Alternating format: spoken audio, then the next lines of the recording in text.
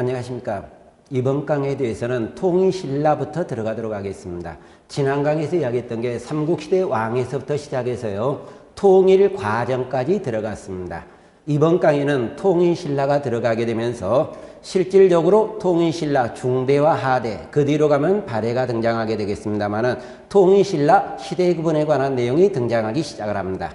그러면 통일신라 시대구분에 관해서는 지난 강의에서 잠깐 이야기를 드렸습니다.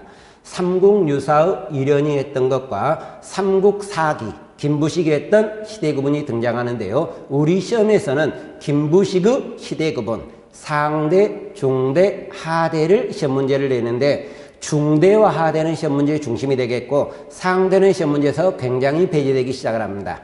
왜 배제되느냐 하면은 상대 내용은 우리가 전에 이야기했던 왕들의 업적으로 거의 대치하는 방법을 취하고 있어요. 그래서 배제된다. 그러면 통일신라 중대에 관한 내용으로 들어가도록 합니다. 그러면 통일신라 중대라고 이야기를 하게 되는데 01이게 되겠네요. 통일신라라고 이야기를 하게 됩니다. 통일신라지만 이번 강의 시작을 하는 것은 중대부터 시작을 합니다. 그러면 여러분 교재 가로 1번 통일신라 직후 신라의 상황이라고 되어 있습니다.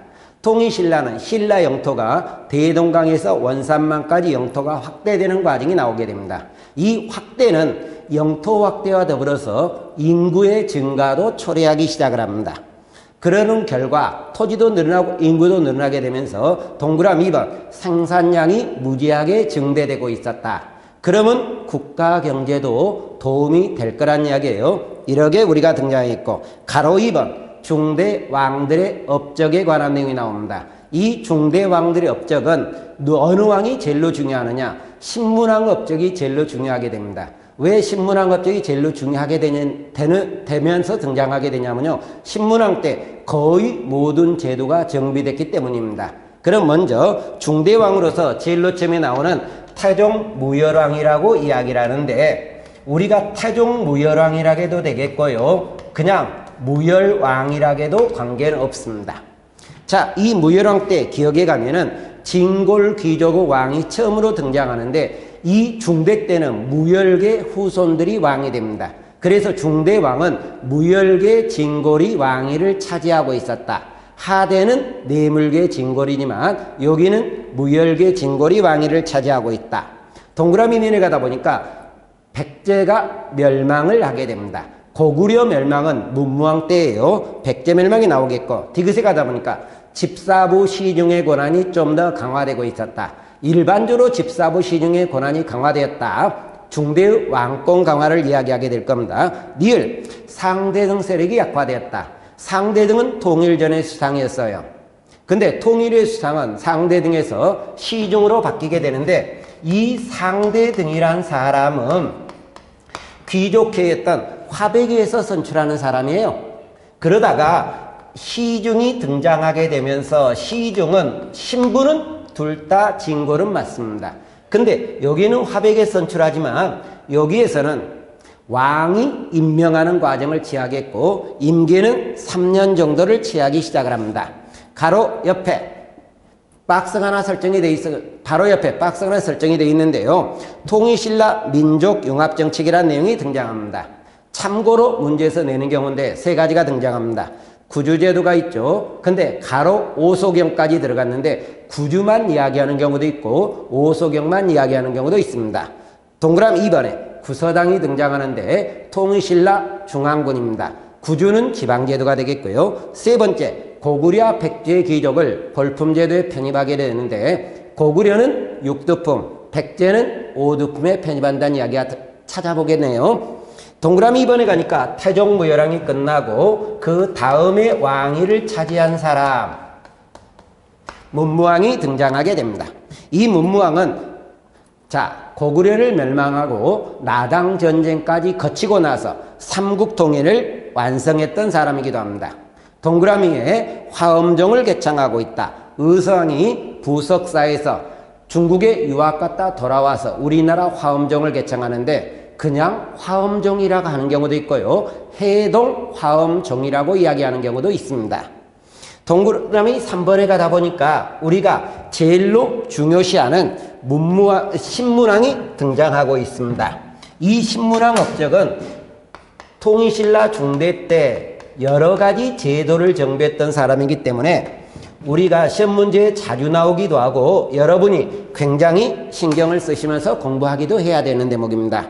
자, 신문왕 업적이라고 하는데 신문왕은 여러 가지 제도를 정비하면서 왕권을 강화하게 되는데 이 왕권 강화 계기점이 등장하는 게 신문왕 초기 때 나왔던 김음도르 모역 사건이라고 이야기를 합니다.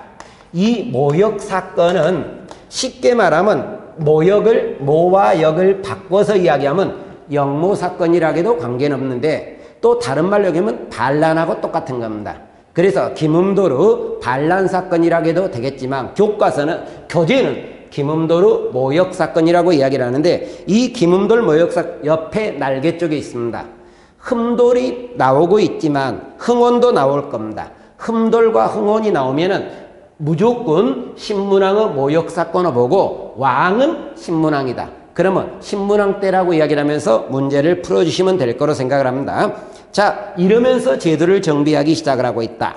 그러면 이 제도 정비와 관계되면서 중앙의 제도를 정비하는데 14개 관청을 설치하기 시작을 하는데 중앙의 예작부를 필두로 하면서 14개 관청을 완성하게 됩니다.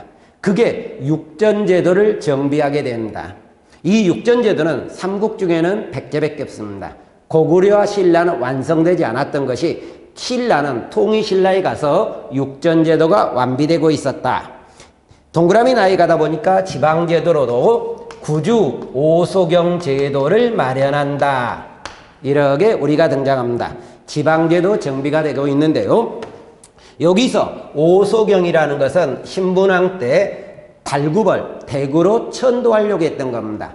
근데 대구 천도가 좌절되면서 오소경을 마련하고 있었다. 다음 강에 가서 이야기하는 방법을 취하도록 하겠습니다. 동그라미 다에 가다 보니까 군사제도가 등장하는데 중앙군호서 구서당이 등장하겠고 지방군호서 십정이 등장하게 됩니다. 구서당은 중앙군호 고구려 백제 신라 사람을 융합했기 때문에 민족융합정책이라고도 이야기를 하겠고요. 십정, 자, 지방군호 10개 정을 두기 시작을 합니다. 각 주에 하나씩 두게 되는데 한주 또는 한산주라고 이야기해요. 여기에는 2개를 설치하고 있다. 그런데 시험 문제에서 가끔 이 십정을 이야기하면서 이런 지문을 쓰는 경우가 있습니다. 구주에 각기 하나씩을 두고 중앙에 하나의 정을 설치했다. 그러면 틀린 거죠, 결론적으로. 고려하시면 되겠고. 동그라미 라인 가다 보니까 교육제도를 정비하는 과정에 국학을 설치하게 됩니다. 국학은 신문왕 때 나왔던 건데 귀족의 자제들한테 유교를 교육하게 됩니다. 유교는 충과 효니까 귀족들한테 왕한테 충성을 요구한다. 이런 의미에서 왕권 강화가 등장하겠고 동그라미 마이가 되니까 토지제도를 정비한다고 되어 있습니다. 그때 토지제도로 관료전은 설치하게 됩니다. 관료전이 신문왕 7년이에요. 나중에 경제편에 이야기하겠습니다만은 관료전을 설치하겠고 노급을 폐지하게 됩니다. 노급 폐지는 신문왕 9년이에요. 자, 그러면서 우리가 등장하고 시급은 제한한다고 이야기를 합니다. 귀족 권한을 굉장히 제한했다는 의미에서 등장하는 거예요. 월봉을 또 하나 지급하고 있었다. 월봉 지급을 하고 있었다. 이러한 것이 토지제도. 동그라미 니은에 가다 보니까 만파식적이라는 내용이 나옵니다. 옆에 사료에 가다 보니까 만파식적에 관한 사료가 등장하게 되는데 만파식적의 사료는 이 단어를 체크하시기 바랍니다. 세 번째 줄 정도 가다 보니까 대나무란 단어가 나올 겁니다. 그 다음에 용이 나오고요. 마지막 쪽에 가다 보니까 피리가 나와요. 대나무를 용이 주는데 피리를 만든 거예요. 이래서 만파식적이라고 하는데 이 만파식적은 왕실의 번영과 평화를 기원하는 입장에서 만들었다. 그러니까 왕이 만파식적을 가지고 있다는 이야기는 안정기가 되겠고요. 가지고 있던 왕이 만파식적을 분실했다. 이런 말이 나오면은 사회는 무지하게 혼란하다는 기로 이야기를 하게 됩니다. 이렇게 고려하시면 되겠고 동그라미 디귿에 가다 보니까 화왕계가 등장하게 됩니다. 이 화왕계라는 것은 원효 아들이었던 설총이 신문왕한테 이야기했던 글이에요. 결론적으로 화왕계를 잠깐 서술한다고 이야기하면 이렇게 되어 있습니다. 꽃의 왕을 목단이라고 이야기를 합니다. 그리고 여자분을 장미꽃이라고 이야기를 하겠고요. 늙은 노충신을 할미꽃이라고 이야기를 합니다.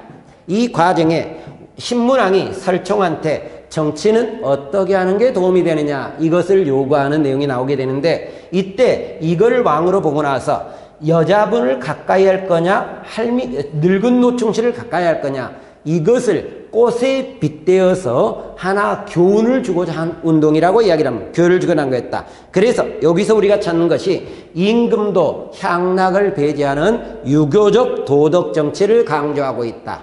이것이 시험 문제 지문으로 나오니까 고려하실 거예요. 근데 여기서 나왔던 만파식적이라든가 화왕계라고 이야기를 할 때 만파식적이 좀 더 많이 나오지만 의미보다는 실질적으로 이것과 관련되는 왕에 관한 설명을 요구하는 게 더 일반적입니다.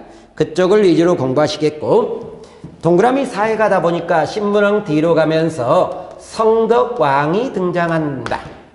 이 성덕왕이라고 이야기를 하는데, 기억에 가니까 당나라에 유학을 갔던 김수춘이가 귀국에 들어오면서 공자와 십철, 12제자의 화상을 가지고 옵니다. 그러면서 국악에 이것을 봉안했다. 봉안했다는 것은 안치했다는 것과 동일한 겁니다. 근데 이 문제는 9급 문제가 아니라 7급적 문제에서 나왔던 지문입니다. 성덕왕을 요구하는 문제였던 거예요. 그 다음에 나오게 되는 게 정전을 지급하고 있었다. 이렇게 우리가 등장하네요. 그러면 여기서 말했던 정전이라는 것은 무엇을 이야기하느냐? 국가가 농민한테 토지를 지급한 겁니다.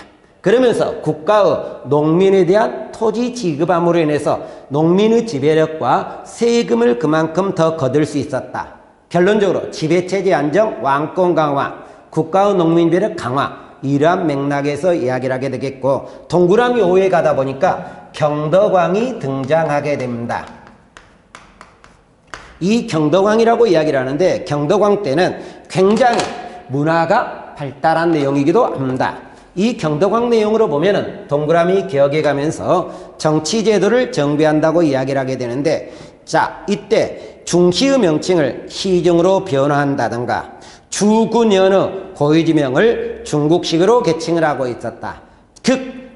우리나라 정체를 중국제도로 어느 정도 개편했다는 게 기억이 되겠고, 경제정책으로 이야기를 하면서 신문왕 때 지급했던 올봉을 폐지한다. 이란 말이 등장하겠고, 또 하나 노급이 부활한다고 되어 있습니다. 노급이 부활한다. 노급에 관한 설명, 관료제에 관련 설명은 경제편에서 경제편에서 넘어가서 설명을 하도록 합니다. 단 간단히 이야기하면 노급에서 갖고 있다든가 시급에서 갖고 있는 권한은 귀족들의 권한이, 농민의 지배권이 2개, 3개입니다. 정확히 말하면 3개인데 우리 교재에는 2개밖에 안 쓰고 있어요. 3개가 문제가 나온 경우도 있었습니다만은, 근데 관료제는 귀족의 농민 지배력이 하나밖에 없는 거예요. 그러니까 귀족의 농민 지배를 관료제를 지급하고 노급을 폐지했다고 하면은 지배력을 떨어뜨린 거고, 국가 지배력은 키웠다는 이야기고, 그러면 이쪽에서 나왔던 노급이 부활했다는 이야기는 귀족의 농민 지배력이 다시 커졌다. 그러면 서서히 왕권이 약화되고 있었다는 것도 우리가 추정할 수 있을 거란 이야기입니다. 동그라미 디귿에 가다 보니까 문화사업으로 등장하게 되는데, 통일신라 문화와 관계되면서 불국사가 등장하게 됩니다. 경제에 나왔던 불국사를 건립한다든가 석굴암을 건립하기 시작을 하게 됩니다. 불국사나 석굴암을 건립하겠고, 하나가 더 등장하는데 성덕대왕 신종을 주조한다. 이렇게 우리가 나오게 됩니다. 이 성덕대왕 신종이라는 것은 성덕왕을 기리기 위해서 만들었던 종이에요. 그런데 이 성덕대왕 신종은 요때 만들어지기 시작을 하게 되지만 실질적으로 완성된 것은 원성왕입니다. 그러니까 이왕 때 완성된 것은 아니었다. 이렇게 보시면 되겠고, 가로 3번에 가다 보니까 귀족들의 세력 유지라고 되어 있습니다. 그러면 이 내용은 좀 뒤로 물러나서 다른 방법으로 설명하는 내용을 들어가도록 하겠습니다. 뒤로 좀 물러갑니다. 여기서는 각 계층들 간의 갈등으로부터 인자 설명하는 방법을 취합니다. 왕이 등장하겠고 이쪽에 진골 귀족이라고 이야기를 하도록 합시다. 육두품은 이쪽에 두도록 하겠고요. 농민을 이쪽에 두도록 하겠습니다. 그러면서 각 계층 간에 어떤 관계가 등장하느냐. 우리가 통일신라 중대라고 이야기를 하면 왕권은 무지하게 커진다 그랬어요. 그러면서 진골 귀족의 권한은 떨어진다 그랬습니다. 그리고 또 왕권이 커지는 과정에 도움 세력으로 나왔던 게 육두품입니다. 다시 이야기하면 왕이라는 사람은 혼자고요. 귀족이라는 사람, 중앙귀족이라는 사람은 다수입니다. 혼자가 다수를 억압을 하면서 왕권을 키우기는 어렵습니다. 그 결과 언젠가는 이 왕권 강화를 할 때는 꼭 나를 도와주는 세력이 등장해야 됩니다. 그 세력은 일반적으로 약화되는 세력 밑에 있든지 똑같은 신분이라 하더라도 이쪽이 좀 더 권력이 있으면은 권력에 떨어진 귀족계층 그런 세력입니다. 근데 여기와 여기는 한 단계의 차이를 가지고 있었다. 그러면 이쪽의 지원이라든가 지지를 받으면서 왕권을 강화하고 있었다. 이런 과정인데 우리가 통일신라 중대 때 왕이 된 사람은 무열계 진골이라고 이야기를 했습니다. 무열계 진골이 왕이 되고 있었고 이쪽의 권한이 약화되는 과정에 이쪽에서 수상을 선출하고 있었던 상대 등의 권한은 떨어집니다. 근다기에서 상대 등이 폐지되지는 않았습니다. 상대 등은 유지하지만 권력을 뺏기게 됩니다. 그러면서 누가 그것을 대체하느냐. 왕이 임명을 했던 시중이나 중시가 이 상대 등 권한을 대체하면서 권력을 키우기 시작을 합니다. 단 이 시중이나 중시란 사람도 결론은 진골이었던 사람입니다. 왕이 임명했던 진골로 임기는 3년 임기를 가지고 있었다. 이렇게 우리가 찾아볼 수 있겠고요. 그 다음에 이 사람 권한을 떨어뜨리기 위해서 이쪽에서 지배하면서 걷어들이던 권한, 우리가 토지제에서 이야기했던 노급이라든가 시급이란 내용이 있었습니다. 근데 이것을 폐지하면서 뭐로 바꿨다? 관료전으로 바꿨다. 이런 이야기를 했어요. 그러면 어쩔 수 없이 설명을 하겠습니다만은 노급과 시급이 가지고 있는 권한이 몇 개라고 우리가 이야기를 하게 되느냐. 조금 전에 2개라 해도 되겠고요. 3개라 해도 되는데 3개로 이야기를 하겠습니다. 첫 번째, 국가가 공무원, 관리들한테 토지를 줄 때는 조를 받아서 생활하라는 수조권을 이야기하게 됩니다. 또 노동력을 징발할 수 있는 권리가 있겠고요. 하나 더, 곡물 징발권이라는 게 등장하게 됩니다. 이 3개의 권한으로 농민으로부터 3가지를 걷어갈 수 있습니다. 그런데 관료전을 신문왕 때 지급하면서 어느 권한만 인정을 하느냐. 여기 수조권만 인정하고요. 나머지 2개를 뺏어버립니다. 그러니까 귀족이 농민의 지배권을 떨어뜨린다. 그러면 이 관료전이라는 것은 상대적으로 이야기를 하면 여기 지배권은 어떻게 됐다고 이야기를 할 수 있다? 강화되었다고 이야기를 할 수 있을 겁니다. 결론적으로. 이런 내용이 나오겠고 그런 과정에 이 세력을 떨어뜨리기 위해서 여전히 이 세력의 지지를 유지한다 그랬습니다. 근다기에서 이 세력이 와의 권력이 떨어진 것은 아니에요. 이 세력은 여전히 권한은 약화됐지만 나름대로 자기 지위를 유지하는 것도 있다는 겁니다. 나중에 골품제도에서 나오게 되겠지만 이 진골이라는 사람은 중앙관청의 고위직의 장관이 될 수 있습니다. 중앙관청의 장관이 될 수 있다는 것 하나와 국가의 중대사를 회의했던 어디에 참여하느냐. 화백회의에 참여해서 국가의 중대사를 결정하고 있다. 이러한 것은 여전히 권력을 유지하고 있지만 그래도 이전보다는 떨어졌다. 이러한 것을 보여주겠고, 그러면 여기 있었던 육두품이 권력이 커지는 결과가 나옵니다. 이쪽을 도와주면서 권력이 커지는데, 이때 여기는 관청의 장관이 될 수 있었지만 여기는 관청의 장관은 못 되고 차관이 될 수 있습니다. 그 통일신라 때 가장 중요한 관직이 어디였느냐? 집사부라고 이야기를 해요. 이 집사부의 장관은 시중이었지만, 시중은 요 사람이 이쪽에서 임명했지만 실질적으로 진골이라 그랬어요. 근데 차관을 뭐라고 이야기를 하느냐? 집사부 시랑이라고 이야기를 합니다. 이 집사부 시랑직을 차지하면서 여전히 고난을 누리고 있다. 이렇게 나오게 되는 거고, 이분들은 또 하나 어느 분야에 공부하느냐? 학문과 종교 분야에서 많은 활동을 하면서 왕권에 기여하게 됩니다. 여기서 학문 분야라고 이야기를 하면 우리가 유학의 분야가 등장할 건데요. 이 유학의 분야에서 중요시한 게 충가연이니까 왕권 강합니다. 그런데 유학 분야에서 활동했던 육두품을 보다 보니까 우리가 통일신라 중대 때 강수란 사람이 등장하고 있고요. 신라 중대 때 또 하나 사람으로 설총이 등장합니다. 이 사람들은 학문 분야에 활동했고 종교 분야에 활동하면서 커다란 영향을 끼쳤던 사람, 여기 쪽이 오녀와 관계됩니다.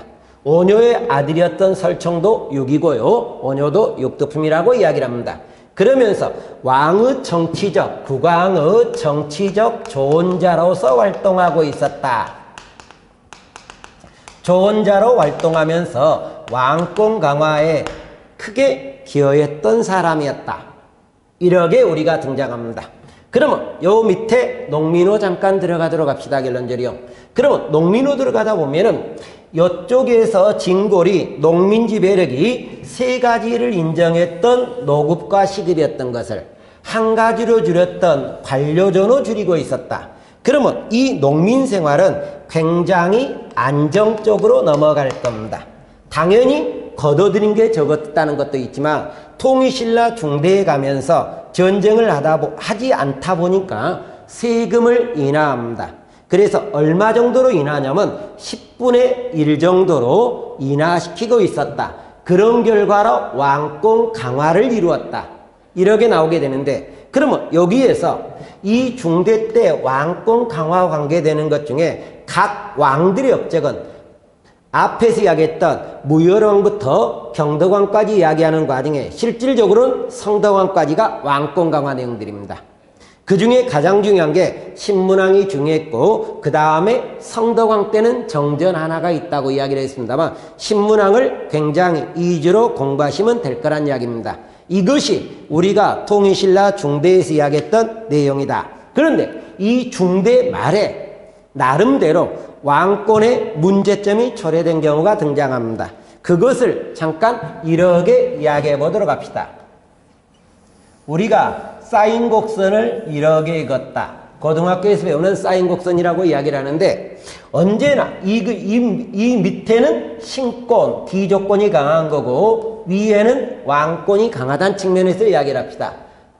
여기 접점이라는 것은 왕권과 신권이 제로 베이스, 조화된 정치라고 이야기를 하는데, 왕권이 이렇게 가장 강할 때가 어느 정도냐면 이 신문왕과 성덕왕이라고 이야기를 합니다.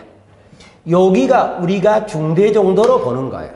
그리고 이 밑으로 내려간 게 하대 정도로 봅니다. 그러면 왕권이 이렇게 정점을 점하다가 서서히 하대로 넘어가면서 신권이 강화된다는 이야기는 중대 말에서도 뭐가 나온다? 왕권이 약화되면서 귀족권이 서서히 커져간다는 내용이 등장합니다. 그러면 다시 중대 왕을 이야기할 때 태종 무열왕부터 시작을 합니다. 그러면서 어느 왕까지가 중대 마지막이라고 이야기를 했냐? 해공왕인데 이것은 지난 강에서 수업했기 때문에 좀 뺐던 내용입니다만은, 그런데 이 성덕왕을 기점으로 해서 왕권이 서서히 내려가다가 신라 중대 말기 때 이 무렵 정도가 될 거예요. 결론적으로 이 무렵 정도가 되면서 난이 두 개가 등장하게 됩니다. 결론적으로 이 두 개가 등장하는 게 어느 난이라고 이야기를 하느냐? 여러분 교재에 보다 보니까 대공의 난이 등장하겠고 김지정의 난이라는 게 나오게 될 겁니다. 그러면 대공의 난이라고 이야기를 하는데 이 대공의 난은 중대 마지막 왕이었던 해공왕 때 나온 거예요. 근데 이 해공왕 때 나왔던 이 대공의 난은 진압이 된 겁니다. 진압이 된 거고 그 다음에 김지정의 난은 어떤 난이라고 이야기를 하느냐. 그러면 김지정의 난은 해공왕 말기 때 나왔던 거로 김지정 때문에 해공왕이 죽게 됩니다. 해공왕이 죽고 나서 이것을 진압했다. 김양상이 이것을 진압합니다. 그러면서 그 다음부터 하대 왕이었던 어느 왕으로 등장하느냐? 선덕왕으로 넘어가기 시작을 합니다. 그래서 중대 말에 대공의 난과 해공의 난은 중대 말에 왕권 약화를 보여주는 거고 그 왕권 약화가 나오고 나서 선덕왕 때 비록 김지정은 진압됐지만 선덕왕 때부터 하대로 넘어가고 있었다. 이게 우리가 통일신라 중대예요. 그러니까 중대에서 시험 문제를 내는 것은 다시 이야기하면 신문왕 때 정치적 내용, 왕권 강화 내용과 그 다음에 뒤쪽에서 이야기했던 왕권을 강화하기 위해서 누구의 도움을 받았다? 육두품의 도움을 받았고 왕권 강화 조치로 어떠한 조치들이 등장했느냐 이것을 고려하시면 될 거로 생각을 합니다. 그러면 여기까지가 우리가 통일신라 중대 내용이라고 이야기를 하고 02번 신라 말 다시 이야기해서 신라 하대 내용으로 들어가도록 합니다. 그러면 칠판을 지우고 나서 다시 수업을 들어가도록 합니다. 자 그러면 신라 하대라고 이야기를 하는 내용 신라 말이라고 해도 되겠고 우리가 하대라고 이야기하는 02번에 관한 내용이 등장합니다. 신라 말이라고 이야기를 한다. 자 그러면 신라 시대구분을 잠깐 다시 봅시다. 신라 시대구분에서 상대를 시대구분했던 것은 상대는 박역거세부터 시작을 해서 어느 왕까지라고 이야기를 했습니까? 진덕여왕까지라고 이야기를 했겠고요. 여기가 성골이 왕위를 차지하고 있다. 성골도 내물계 성골이라고 이야기를 합니다. 중대는 태종 무열왕부터 시작을 하네요. 그러면서 해공왕까지가 등장하고 있다. 이때 왕위를 차지한 것은 무열계 진골이라고 이야기를 하고 근데 이 해공왕 때 난이 두 번 나온다 그랬어요. 대공의 난이 나온다든가 김지정의 난이 나오고 있었다. 그러는 과정에 김지정 난으로 해공왕이 죽게 되고 있었고 그 다음에 하대 시작이 나왔다. 이제 하대로 들어갑니다. 하대는 선덕왕부터 등장해요. 선덕왕이라고 하는데 여기서 잠깐 혼동하지 않을까.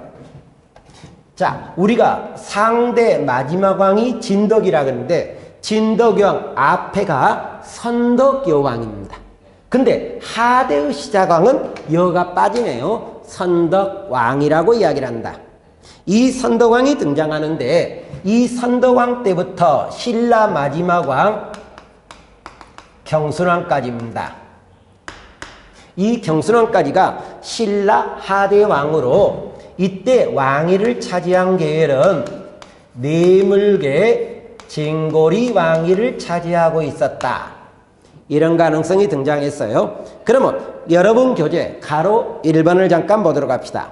하대의 동요 들어가는데 이 들어가기 전에 잠깐 신라 말에 우리가 문제 내는 방법을 보면 하대를 이야기하면서 첫 번째 문제는 신라 하대에 관한 설명으로 맞습니까? 틀립니까? 하면서 하대를 포괄적으로 내는 경우가 있다. 이거 하나가 있고 근데 포괄로 내는 경우도 있지만 개별적으로 낼 때는 두 개 분야가 일반적으로 나옵니다. 그 두 개 분야가 신라 말에 육두품이 어떻게 활동했느냐 이거 하나. 그때 육두품의 활동을 볼 때는 꼭 구분하실 게 중대는 어떠겠고 하대는 어쨌느냐 이것을 구분하셔야 됩니다. 왜 구분하시냐면 중대 때의 활동과 하대 때의 활동이 다르다는 겁니다. 이것의 차이가 등장하겠고요. 또 문제거리가 되는 게 호족이 문제거리가 됩니다. 이 두 개가 중심이 되는 거고 여기다 하나를 덧붙입니다. 덧붙이면은 밀란을 보시면 돼요. 신라 말의 밀란이라고 이야기를 하면 원종과 에노나 또는 붉은 바지 적고적이라고 부르는데 원종 에노난이라든가 적고적의 난 이 두 개인데 시험 문제에서는 원종과 에노난을 좀 더 중요시합니다. 그래서 이쪽을 시험 문제를 내기 때문에 그에 따라서 대처하시면 될 거로 생각합니다. 그러면 여러분 교재로 가서 사회의 동요라 그랬습니다. 그러면 사회의 동요는 중대에서 이야기했던 도형으로 보는 왕, 귀족, 징골 이런 식의 내용을 도형을 다시만 쓰면서 수업하는 방법을 취하도록 하겠습니다. 자, 여기에 왕이라고 이야기를 하고 이쪽을 징골이라고 이야기를 합시다. 여기에 육두품을 여기다 정도 쓰고요. 이쪽을 농민이라고 쓰고 이쪽에 호족이라고 쓰도록 합시다. 이러면서 구분하게 되는데 신라 말에는 왕권이 무지하게 약화되고 있었다. 이때 왕이 됐던 사람은 뇌물계 방계라고 이야기를 하는데요. 징골이 왕이 되고 있었다. 근데 여기에 이 징골 계통들이 무엇을 하게 되냐면 여기 왕을 제거하고 나서 자기가 왕위에 올라오기 위해서 왕위 쟁탈전을 시행을 하게 됩니다. 왕위 쟁탈전을 한다. 그러면 왕위 쟁탈전을 하기 위해서는 필요한 게 군사력이 필요할 겁니다. 그래서 이 사람은 사병을 굉장히 양성을 하고 있었다. 원래 군대는 누가 갖는 게 원칙이냐면 왕만이 갖는 건데요. 개인적인 사병을 가졌다는 이야기는 군사제도가 굉장히 무너졌다. 이러한 말도 등장할 거예요. 결론적으로요. 이 군사제도가 무너졌다. 이렇게 되는데 이 왕위쟁탈전에 참여한 사람은 우리가 뇌물계 징골도 중심입니다. 이쪽이 굉장히 중심이 되겠지만 잠깐 무열계 징골로서 왕위 쟁탈에 참여한 사람도 등장한다는 겁니다. 그러면 무열계 징골로서 왕위 쟁탈에 참여 좀 뒤로 물르겠는데요. 참여했던 사람으로 우리가 나오게 되는 게 어떤 거로 등장하느냐? 김원창의 난입니다. 난이라든가 김범문의 난들이 등장하게 됩니다. 그러면 김원창의 난이라는 것은 약간 하대의 시작이 선덕왕이라 그랬어요. 선덕왕 다음에 왕에 올라온 사람이 원성왕입니다. 근데 선덕왕이 죽고 나서 왕에 올라올 사람이 김주원과 김원창 아버지예요. 김주원이나 김경신이 왕이 가능하게 되는데 화백회의에서 이 김주원을 처음으로 왕을 선출합니다. 근데 이 김주원이 지금 중앙에 있는 게 아니라 지방에 있습니다. 그래서 왕이 올라오기 위해서 서울로 가고 있는데 서울이 아니라 경주라고 해야 되겠지만 그 당시 서울이니까 수도로 가고 있는 거 아닌 게 비가 와서 개울을 못 넘게 됩니다. 그래서 왕위 즉위식을 직접 시간에 마치지 못하는 거 아닌 게 중앙에 있었던 귀족들이 왕은 하늘에서 내는데 이 김주원을 왕이 되지 못하게 해서 비를 내렸다. 그러니까 김주원을 배제하고 김경신을 왕으로 옹립하게 됩니다. 이것을 옹립해서 김경신이가 원성왕이 되는데 이에 불만을 가졌던 헌창이가 난을 일으킵니다. 근데 이 김원창의 난은 진압이 되겠고 이거의 진압이 되고 나서 그 아들이었던 김원창 아들이 되는데요. 김범문이 난을 일으키게 됩니다. 근데 이것도 진압이 돼요. 근데 이 난이 진압되면서 무열계 징골이 육두품으로 강등되는 결과까지 나옵니다. 그래서 뇌물계 징골이 왕위쟁 중심이 되겠지만 무열계 징골도 왕위쟁탈에 참여하고 있었다. 이것을 고려하시면 되겠고 이 사병을 양성하기 위해서는 뭐가 있어야 되느냐? 돈이 있어야 됩니다. 그래서 농장을 무지하게 확대합니다. 농장을 꽤나 확대하고 있어요. 농장을 막대했다는 이야기는 농민 것을 뺏었다는 의미와 관련되고 있겠고, 이는 농민 생활이 굉장히 어려웠다. 이것도 되겠고, 또 하나 이 농장을 바탕으로 해서 이분들이 어떤 생활하느냐, 사치와 향락 생활을 하게 됩니다. 이 사치와 향락과 관련되면서 가장 대표적인 게 안압지라든가 우리가 포석종으로 봐도 관련은 없다고 이야기를 합니다만, 안압지나 포석종은 해석에 따라 좀 교수는 달리할 수도 있다. 이런 고려성을 두시면 되겠고요. 이 사치향락을 하고 있었고, 여전히 귀족들의 연합정치를 하게 됩니다. 이 귀족들의 연합정치라는 것은 화백회에서 모든 것을 주도하고 있었다. 그러면서 수상도 다시 어디로 가느냐, 이 사람들이 선출한 상대 등이 수상이 되면서 중대 수상이었던 시중의 권한은 떨어져 가고 있었다. 이런 말이 나오게 됩니다. 이러면서 진골들이 나름대로 사치양락을 하면서 국가적 기풍은 무너져 가고 있다. 이렇게 되겠고, 이러는 과정이 육두품입니다. 자, 그러면 왕권이 약화되다 보니까 중대 때 왕권이 강했을 때 육두품도 발언권이 있었지만, 왕권이 약하다 보니까 발언권이 없습니다. 원래 왕권 강화를 할 때는 이쪽을 약화시키면서 이쪽과 이쪽이 손을 잡았지만, 이쪽 권한이 커지다 보니까 이쪽도 별 볼 일 없어지게 되는 거예요. 그래서 육두품들은 나름대로 어떤 일을 하게 되느냐, 육두품들이 하는 것은, 자, 먼저 개혁을 요구하는, 개혁 요구, 국가한테 요구하는 행도 나온다든가, 또는 이 사람이 도당 유학을 하는 경우도 등장하게 됩니다. 또는 지방에 낙향을 하는 경우도 등장하는데, 이 모든 것에 어느 정도 맞물리는 사람이 채치원이 대변적이기 때문에 채치원을 대표적으로 보도록 합시다. 그러면 우리가 신라 말의 대표적인 육두품 유학자였던 채치원이 등장하는데요. 채치원은 12살 무렵에 중국에 유학을 갑니다.